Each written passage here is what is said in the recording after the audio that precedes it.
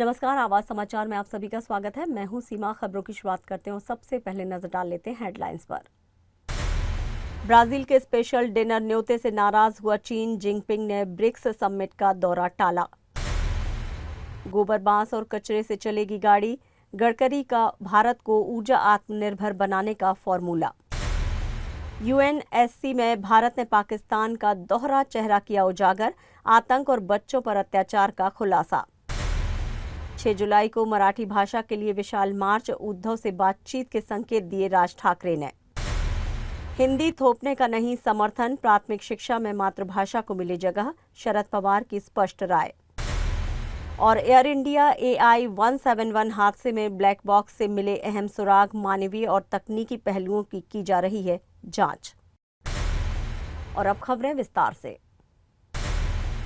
Brazil के BRICS सम्मेलन से पहले भारत को लेकर एक बड़ी कूटनीतिक हलचल सामने आई है।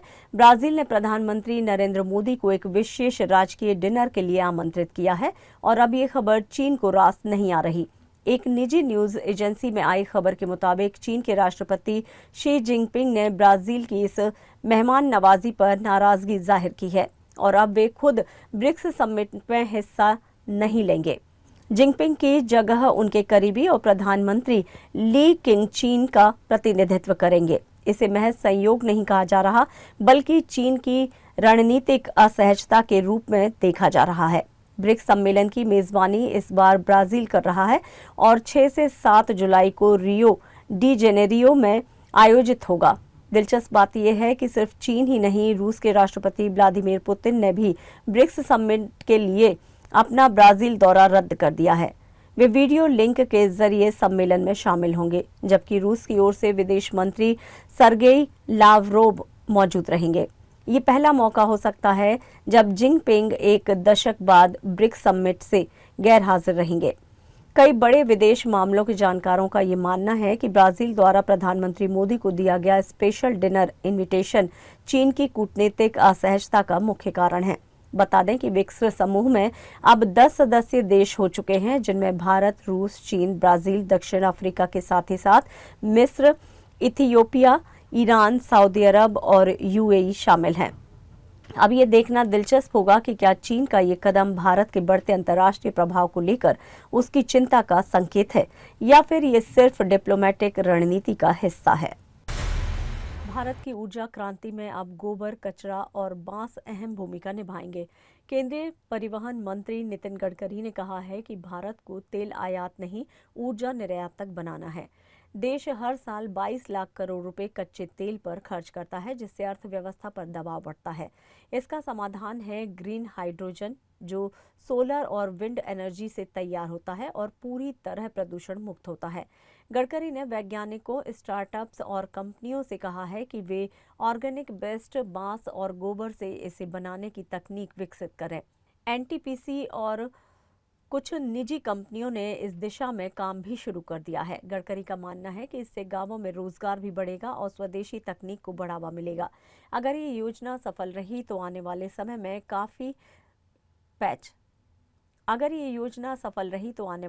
में आपकी कार पेट्रोल नहीं बल्कि गोबर और कचरे से चलेगी। ये बदलाव सिर्फ तकनीकी नहीं है, भारत के आत्मनिर्भर भविष्य की ओर भी एक बड़ी छलांग होगा। बाइट नितिन गडकरी। फिलहाल आवाज इंडिया में इतना ही। नमस्कार।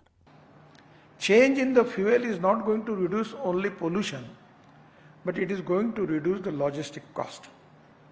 Today, the way in which our automobile industry is changing, it is really a pride for the country. When I taken charge as the minister, the size of the industry was 13 lakh crore and our number was 7. After 4 months before, we surpassed Japan, and now in the world our number is third. The first number is USA, having the size of 78 lakh crore. Second number is China, their size is 47 lakh crore, and India, it is 22 lakh crore. Now the way in which our automobile industry is really doing excellent job. In two-wheelers, our 50% production of Bajaj, TVS, Hero and Honda, the whole is export. Even the company like Tata, Mahindra, their electric cars are very popular. Now waiting list is there. And at the same time, in the world market also, the export potential is very high. This is the industry which is giving maximum revenue as a part of GST to the state and central government. This is the industry which is very important as far as Atmanirbhar Bharat. संयुक्त राष्ट्र सुरक्षा परिषद की खुली बहस में भारत ने पाकिस्तान को आड़े हाथों लिया और उसके दोहरे रवैये को जमकर बेनकाब किया।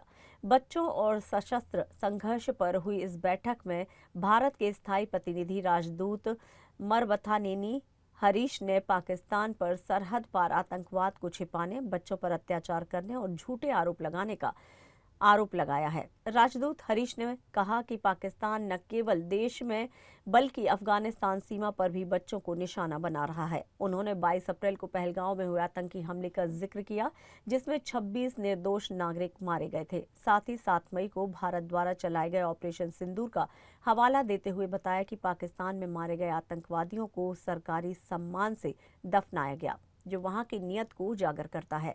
राजदूत ने संयुक्त राष्ट्र महासचिव की रिपोर्ट का हवाला देते हुए बताया कि पाकिस्तान में स्कूलों और स्वास्थ्य कर्मियों पर हमले गंभीर चिंता का विषय हैं।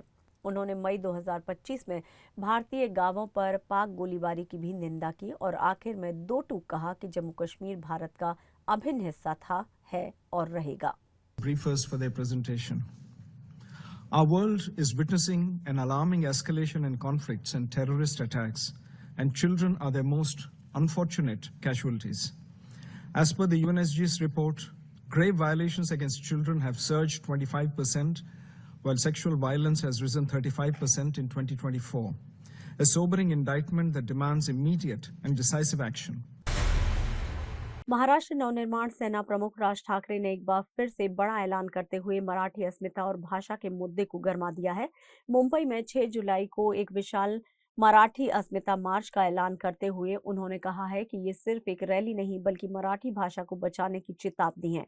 खास बात ये रही कि राज ठाकरे ने शिवसेना की ओर इशारा करते हुए कहा कि हमारे लोग उद्धव ठाकरे से बात करेंगे। सवाल उठने लगे हैं कि क्या ठाकरे बंधु यानी कि राज और उद्धव ठाकरे एक साथ किसी मुद्दे पर मंच साझा कर सकते हैं।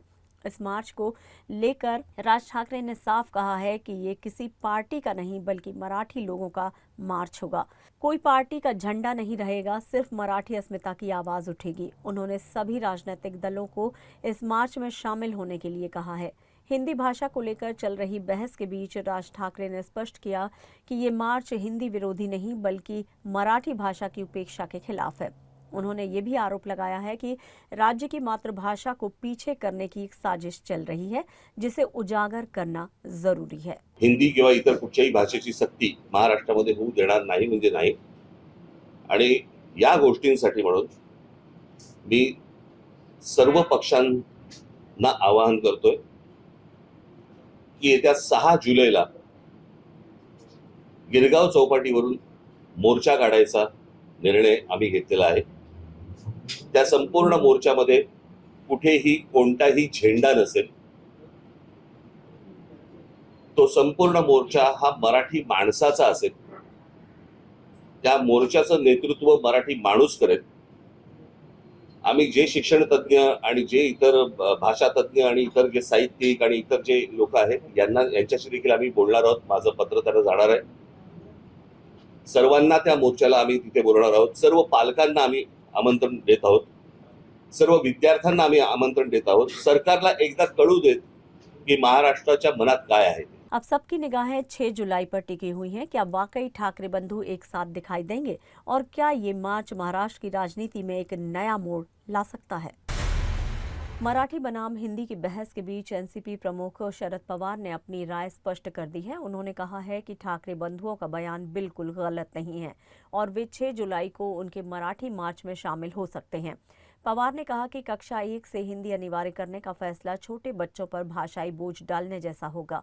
उन्होंने स्पष्ट किया कि 5वीं के बाद हिंदी सीखने में कोई दिक्कत नहीं है, लेकिन प्राथमिक शिक्षा मातृभाषा में ही होनी चाहिए। देश में हिंदी बोलने वालों की संख्या जरूर अधिक है, लेकिन इसका ये मतलब नहीं है कि इसे प्राथमिक स्तर पर थोप दिया जाए। उन्होंने राज्य सरकार को सलाह दी है कि 5वीं कक्षा तक हिंदी को अनिवार्य भाषा से हटाया जाना चाहिए। शरद पवार ने भाषा के मुद्दे को राजनीति से दूर रखने और शिक्षा के हित में सोचने की अपील की है। ये बयान ऐसे समय में आया है जब मराठी अस्मिता को लेकर ठाकरे परिवार खुलकर सामने आया है और अब शरद पवार भी उनके सुर से सुर मिला रहे हैं। बाइट शरद पवार।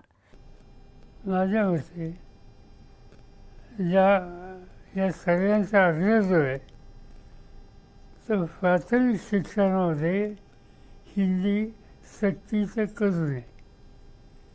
5वीच्या नंतर हिंदी शिकायला काही हरकत नाही.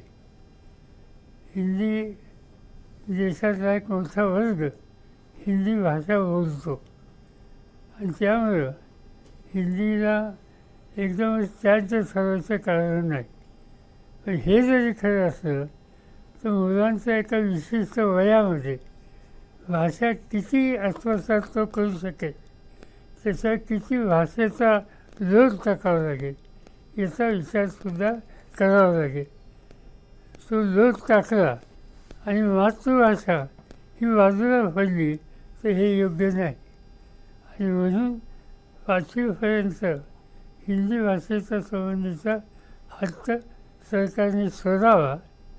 त्या ठिकाणी मातृभाषा हीच महत्त्वाची पाहिजे आणि त्याच्यानंतर पुढं जे काही करायचं असेल ते 5वीच्या नंतर कुटुंबाचे लोक त्याचा निर्णय घेतील. त्याला आमचा विरोध नाही. पण आत्ता जे बाकीचे सगळे लोक जे बोलत आहेत त्याचा ठाकरे बंधू त्याचे मी स्टेटमेंट आता बघितलं ते काही चुकीचं नाही. त्या स्टेटमेंटमध्ये कोणत्या स्टेटला हिंदी आणि हवी आणि नको आहे या दोन्ही गोष्टी सांगितले आणि त्यामुळं त्या निमित्तानं महाराष्ट्रातले मराठी भाषिक एकत्र येत असतील, भूमिका घेत असतील तर ते मातृभाषेच्या दृष्टीनं चांगली गोष्ट. या मोर्चामध्ये तुम्ही सहभागी होणार आहात? राज ठाकरे साहेबांनी 6 तारखेला मोर्चा आयोजित केलेला आहे. सर्व पक्षीय लोकांना नेत्यांना बोलवलेले, तुमची काय भूमिका राहणार? मला आता तुम्ही सांगताय, आम्हाला काही कुणी सांगितले नाही. हा विषय कुणी एकटा राजकीय पक्ष सामूहिक निर्णय घेऊ शकत नाही. त्यांनी असंही सांगितलं असं मी ऐकलं की आम्ही अन्य पक्षांशी बोलणार आहोत, त्यांना बोलून द्या, बोलल्याच्या नंतर चर्चा करू. आमचा अप्रोच निगेटिव्ह नाही. एयर इंडिया की फ्लाइट AI-171 हादसे की जांच में बड़ा अपडेट सामने आया है। नागरिक उड्डयन मंत्रालय के मुताबिक विमान के दोनों ब्लैक बॉक्स CBR और FDR से अहम डेटा निकाल लिया गया है। ये डेटा अब तकनीकी विशेषज्ञों की निगरानी में गहराई से जांच किया जाएगा। 24 जून की शाम से AAIB और अमेरिकी एजेंसी NTSB की टीम ने डेटा रिट्रीवल की प्रक्रिया शुरू कर दी है। 25 जून को मेमोरी मॉड्यूल से डेटा सफलतापूर्वक डाउनलोड कर लिया गया। अब ये पता लगाया जा रहा है कि विमान में हादसे से पहले कॉकपिट में क्या हो रहा था। क्या कोई तकनीकी गड़बड़ी थी या मानवीय भूल? इसकी परतें खोली जा रही हैं। इस जांच का मकसद है कि भविष्य में इस तरह की घटनाओं को रोका जा सके। विमानन मंत्रालय ने भरोसा जताया है कि जल्द ही पूरी रिपोर्ट सार्वजनिक की जाएगी। खबरों में यहाँ लेंगे एक छोटा सा ब्रेक, आप बने रहिए हमारे साथ।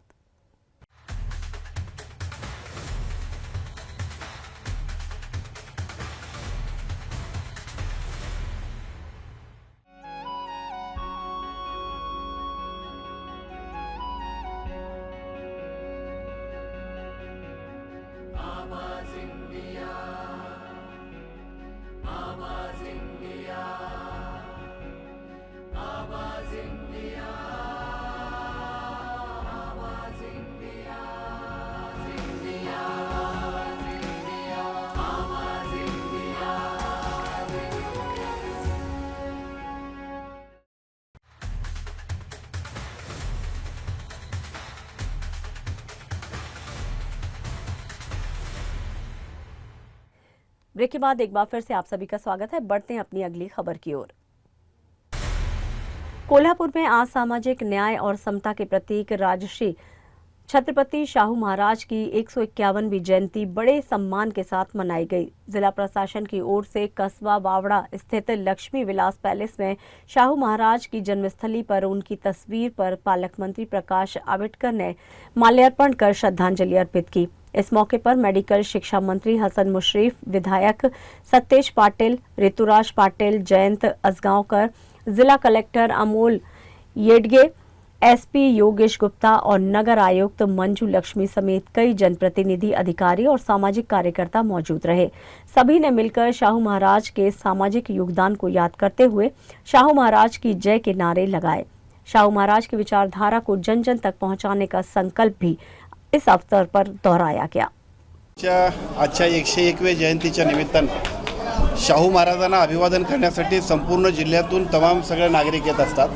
आज सुद्धा सर्व लोकप्रतिनिधी आणि त्याचबरोबर सर्व अधिकारी, पदाधिकारी, सर्वसामान्य नागरिक सर्वच लोक राजर्षी शाहू महाराजांना अभिवादन करून त्यांच्या कार्याचा, त्यांच्या विचाराचा आणि त्यांच्याकडून प्रेरणा घेण्यासाठी या ठिकाणी शाहू जन्मस्थळाच्या ठिकाणी येत असतात। देशाला क्रांतिकारक अशा आरक्षणाचा एक अतिशय चांगल्या पद्धतीचा विचार 125 वर्षापूर्वी देणार आहे आणि संपूर्ण देशामध्ये आरक्षणाच्या बरोबरच सर्व पद्धतीच्या राजा कसा असावा त्याचा उत्कृष्ट आदर्श, सामाजिक क्षेत्रातलं काम अत्यंत उत्तुंग करणाऱ्या कशा पद्धतीचा काम होऊ शकते अशा पद्धतीचा आदर्श संपूर्ण जगासमोर ठेवणारे शाहू महाराज हे कोल्हापूर नगरीचे आणि आम्हा सगळ्यांच्यासाठीचे खूप मोठं प्रेरणास्थान आहे। याच्या दिवशी शाहू जयंतीच्या दिवशी महाराजांना अभिवादन आणि त्यानिमित्तानं त्यांच्या विचाराचा, त्यांच्या कर्तृत्वाचा आणि त्यांच्या आचरणाचा भविष्यकाळामध्ये ठेवा संपूर्ण देशभर आपण सगळ्यांनी सुद्धा पसरावा, यासाठी आपण सगळेजण प्रयत्नशील राहूया। उत्तराखंड के ऋषिकेश बद्रीनाथ हाईवे पर गुरुवार सुबह एक बड़ा हादसा हो गया। रुद्रप्रयाग के घोलतीर क्षेत्र में एक टेम्पो ट्रेवलर अनियंत्रित होकर सीधे अलकनंदा नदी में जा गिरा। हादसे की खबर मिलते ही पुलिस, एसडीआरएफ और प्रशासन की टीमें मौके पर पहुंची और राहत बचाव कार्य शुरू कर दिया। जिला आपदा प्रबंधन अधिकारी नंदन सिंह रजवार के मुताबिक अब तक 9 लोगों को रेस्क्यू किया जा चुका है, लेकिन इनमें से कुछ की मौत हो चुकी है। 3 लोग वाहन से छिटक कर बाहर गिर गए थे, जिन्हें गंभीर हालत में अस्पताल में भर्ती कराया गया है। तेज नदी प्रवाह और पहाड़ी इलाका होने के चलते बचाव कार्य में मुश्किलें भी आ रही हैं। बाकी यात्रियों की तलाश के लिए सर्च ऑपरेशन अब भी जारी है। हादसे के कारणों का फिलहाल पता नहीं चल सका है, लेकिन इस दर्दनाक हादसे ने पूरे इलाके को झकझोर कर रख दिया है। देश के मुख्य न्यायाधीश जस्टिस BR गवई अपने पैतृक शहर अमरावती पहुंचे, जहां जिला बार एसोसिएशन के उनका भव्य स्वागत किया। ये न्यायाधीश बनने के बाद उनका पहला दौरा था। सत्कार समारोह में उन्होंने भावुक होते हुए कहा, मैं भारत का मुख्य न्यायाधीश नहीं, अमरावती का भूमिपुत्र बनकर यहाँ आया हूँ। मुख्य न्यायाधीश गवई ने कहा कि उनका हर फैसला संविधान की आत्मा पर आधारित होगा और वही उनके न्याय का आधार रहेगा। उन्होंने ये भी कहा कि बाबा साहेब आम्बेडकर ने जो संविधान दिया वही मेरा पथ दर्शक है। प्रेस में बयान नहीं दूंगा, न्याय से बात करूंगा। गवई ने अपने पिता दादा साहेब गवई को याद करते हुए कहा कि वो आज उन्हें बहुत याद कर रहे हैं, लेकिन मां की मौजूदगी से वो सम्मान और भी खास हो गया है। उन्होंने साझा किया कि उनका सपना आर्किटेक्ट बनने का था, लेकिन पिता की इच्छा पर वकील बने और फिर न्याय की राह पर चल पड़े। मुख्य न्यायाधीश ने जनता से आशीर्वाद मांगा कि उनके फैसले संविधान की भावना के अनुरूप रहें। कार्यक्रम में उनके बचपन के साथी, अधिवक्ता और न्यायिक अधिकारी बड़ी संख्या में मौजूद रहे। भारताचा मुख्य न्यायाधीश म्हणून नाही तर आपल्या अमरावतीचा पुत्र या नात्याने अमरावतीच्या मातीला वंदन करण्याकरता आणि आपल्या सर्वांचे आशीर्वाद घेण्याकरता उपस्थित आहे। आज सकाळपासून जो मी लँड झालो 12 साडेबारा आणि त्यानंतर सकाळपासून जो आपल्या सर्वांकडून प्रेमाचा जो वर्षाव चालू आहे त्यांनी पूर्णतः भारावून गेलो आहे आणि शब्द सूचनाचे झाले आहेत। माझ्या जीवनावर जर सर्वात जास्त कोणाचा प्रभाव असेल तर तो म्हणजे दादांचा। लहानपणापासून त्यांच्यासोबत समाजात वावरण्याची संधी मिळाली आणि त्यामुळे एक समाजाचे प्रश्न काय असतात आणि समाजाच्या प्रती आपली काय भूमिका असावी, काय कर्तव्य असावं, काय संवेदना असावी याची जडणघडणच माझ्या आयुष्यात त्यांच्यासमोर मोठा होत असताना होत गेली. मी वकील झालो किंवा आज न्यायाधीश आहे, त्याच्यामुळे तो निर्णय होता, तो त्यांचा निर्णय होता. सुरुवातीला तर मी वकील बनू इच्छित नव्हतो. माझी इच्छा आर्किटेक्ट व्हायची होती, पण त्यांच्या आग्रहामुळे मगाशी सुनीलनी सांगितलं त्यांना वकील व्हायचं होतं, परंतु यावेळेला त्यांच्या LLBच्या परीक्षेच्या वेळेला ते जेलमध्ये होते, भूमिहीन सत्याग्रहामध्ये, आणि परीक्षेला बसू शकले नाही. आणि त्यानंतर राजकारणात पूर्ण वेळ अखंड सेवा देत असल्यामुळे वकील होता आला नाही, आणि त्यामुळे त्यांची इच्छा होती की मी वकील व्हावं, आणि त्यांचा आदेश मी पूर्ण केला की यापुढचा जो माझा कालखंड आहे न्यायदानाचा, तोही कालखंड आतापर्यंत जो 22 वर्षाचा गेला, त्याचप्रमाणे माझ्या हातून बाबासाहेब आंबेडकरांच्या घटनेला प्रेरित असलेल्या आर्थिक सामाजिक न्यायाच्या प्रती या देशाची जी संविधानिक मूल्ये आहेत, समता, समानता आणि बंधुत्व, या प्रती माझी बांधिलकी राहील, आणि माझ्या हातून अंबानगरीला, अमरावतीकरांना अभिमान वाटेल असंच कार्य होईल, असे आशीर्वाद द्या. भारतीय वायुसेना के ग्रुप कैप्टन शुभांशु शुक्ला ने अंतरिक्ष में एक और इतिहास रच दिया है. ओजियम 4 मिशन के तहत वे 3 विदेशी अंतरिक्ष यात्रियों के साथ इंटरनेशनल स्पेस स्टेशन पर पहुंच चुके हैं, जहां वे 14 दिनों तक कई वैज्ञानिक प्रयोगों को अंजाम देंगे. 8 बार की तकनीकी रुकावटों के बाद ये मिशन 25 जून को सफलतापूर्वक लॉन्च हुआ. इस मिशन के जरिए इसरो और यूरोपीय अंतरिक्ष एजेंसी साइनोबैक्टीरिया, माइक्रोएल्गी, मांसपेशी पुनर्जनन और माइक्रोग्रेविटी पर आधारित विभिन्न प्रयोग कर रही है. खास बात यह है कि 6 तरह के बीज भी अंतरिक्ष में ले जाए गए हैं, जिनमें मूंग और मेथी जैसे भारतीय बीज शामिल हैं. IIT धारवाड़ और यूनिवर्सिटी ऑफ एग्रीकल्चर साइंसेज इस बीजों के माइक्रोग्रेविटी में अंकुरण और उनके औषधीय गुणों का विश्लेषण करेंगे. इन प्रयोगों का मकसद ये समझना है कि क्या भविष्य में चंद्रमा या मंगल पर खेती संभव हो सकती है, और अंतरिक्ष यात्रियों को पोषण देने के लिए बीजों को किस तरह उपयोग में लाया जा सकता है. ये मिशन भारत के वैज्ञानिकों, आत्मनिर्भरता और वैश्विक सहयोग की दिशा में एक बड़ी छलांग है. नागपुर एयरपोर्ट पर इंडिगो एयरलाइंस की एक और बड़ी लापरवाही सामने आई है. भारी बारिश के बीच यात्रियों को एरो ब्रिज की सुविधा दिए बिना सीधे भीगते हुए बस तक भेजा गया, और वो बस भी पानी से टपकती हुई निकली. मुंबई से नागपुर आने वाली इंडिगो फ्लाइट संख्या 6E5147 के यात्री जब नागपुर एयरपोर्ट पहुंचे तो बारिश हो रही थी, लेकिन उन्हें टर्मिनल तक ले जाने के लिए कोई कवर या एरो ब्रिज नहीं दिया गया. उल्टा जो बस भेजी गई उसमें भी पानी टपक रहा था. इस बस में सवार कई यात्रियों ने इसका वीडियो बनाया, जो अब सोशल मीडिया पर वायरल हो चुका है. इस फ्लाइट में महाराष्ट्र सरकार के राज्य मंत्री आशीष जायसवाल और सावनेर के विधायक आशीष देशमुख भी सवार थे. यानी आम लोग ही नहीं, जनप्रतिनिधियों को भी वही परेशानी झेलनी पड़ी. यात्रियों का आरोप है कि इंडिगो एयरलाइंस और एयरपोर्ट प्रशासन केवल पैसों की बचत में लगा है, जबकि यात्रियों की सुविधा और सुरक्षा को नजरअंदाज किया जा रहा है. अब यात्री इंडिगो से न सिर्फ जवाब मांग रहे हैं, बल्कि सुधार की भी सख्त मांग कर रहे हैं. और खबरों में यहाँ लेंगे एक और छोटा सा ब्रेक. आप बने रहिए आवाज समाचार के साथ.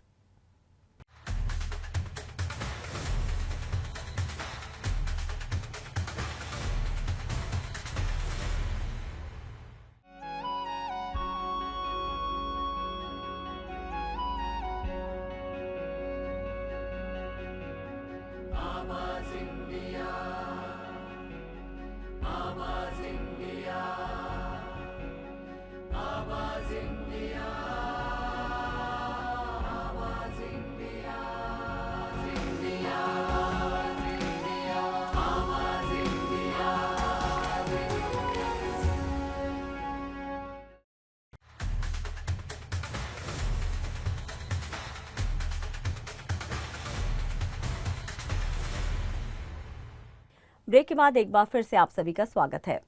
बढ़ते हैं अपनी अगली खबर की ओर. महाराष्ट्र की राजनीति में एनसीपी शरद पवार गुट के नेता एकनाथ खडसे के बयान ने नया बवाल खड़ा कर दिया है. जलगांव में खड़से ने चुटकी लेते हुए कहा है कि अजित पवार जानबूझकर फंड नहीं दे रहे, जिससे महायुति में अराजकता फैल रही है। खड़से ने दावा किया है कि शिंदे गुट के बहुसंख्यक विधायक इस रवैये से बेहद नाराज हैं। खड़से के इस बयान से शिंदे सरकार के मंत्री भी असहज दिखे और बयान पर प्रतिक्रिया देने से बचते नजर आए। खड़से के मुताबिक महायुति के तीनों घटकों बीजेपी, शिवसेना और एनसीपी के बीच अब भरोसे की कमी है।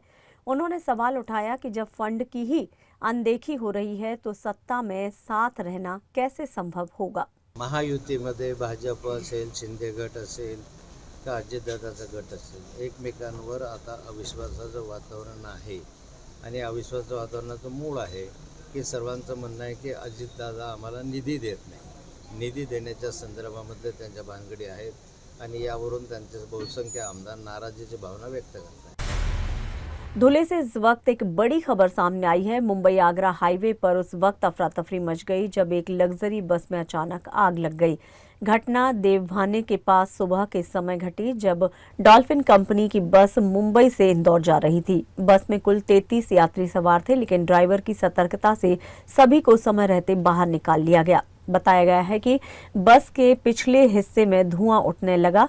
ये देखकर ड्राइवर ने तुरंत गाड़ी को सड़क किनारे रोका और सभी यात्रियों को सुरक्षित उतार लिया। आग ने कुछ ही पलों में पूरी बस को अपनी चपेट में ले लिया और बस जलकर खाक हो गई। दमकल विभाग के मौके पर पहुंचकर आग पर काबू पाया। गनीमत रही कि इस भयानक हादसे में कोई हताहत नहीं हुआ। आग के कारण हाईवे पर एक तरफ ट्रैफिक लग गया। फिलहाल आग लगने की वजहों की जांच जारी है। 90 के दशक की पॉपुलर एक्ट्रेस उर्मिला मातोंडकर एक बार फिर से सुर्खियों में है, लेकिन इस बार किसी फिल्म को लेकर नहीं बल्कि अपनी लेटेस्ट इंस्टाग्राम तस्वीरों के कारण। तस्वीरें सामने आते ही सोशल मीडिया पर हलचल मच गई है, क्योंकि उर्मिला के बदले लुक को देख फैंस उन्हें पहचान ही नहीं पा रहे। 51 साल की उम्र में उर्मिला बेहद स्लिम और यंग नजर आ रही हैं। इसी बदलाव को लेकर यूजर्स के बीच चर्चा तेज है। कोई इसे एआई का कमाल बता रहा है तो कोई ओजेम्पिक इंजेक्शन और प्लास्टिक सर्जरी की ओर इशारा कर रहा है। एक यूजर ने लिखा 10 GB एआई या 10 किलो ओजेम्पिक, तो किसी ने कहा नेचुरल ब्यूटी भी अब आर्टिफिशियल शो ऑफ की भीड़ चढ़ गई। कई फैंस उनके पुराने लुक को मिस कर रहे हैं और कह रहे हैं कि उन्होंने अपना असली आकर्षण खो दिया है। बता दें कि उर्मिला रंगीला, सत्या, भूत जैसी हिट फिल्मों का हिस्सा रह चुकी हैं और लंबे समय से फिल्मों से दूर हैं। हालांकि सोशल मीडिया के जरिए वो अपने फैंस से जुड़ी रहती हैं और इस बार उनका ग्लैमरस अंदाज चर्चा का विषय बन गया है। और फिलहाल आवाज समाचार में इतना ही। आप देखते रहिए आवाज इंडिया। नमस्कार।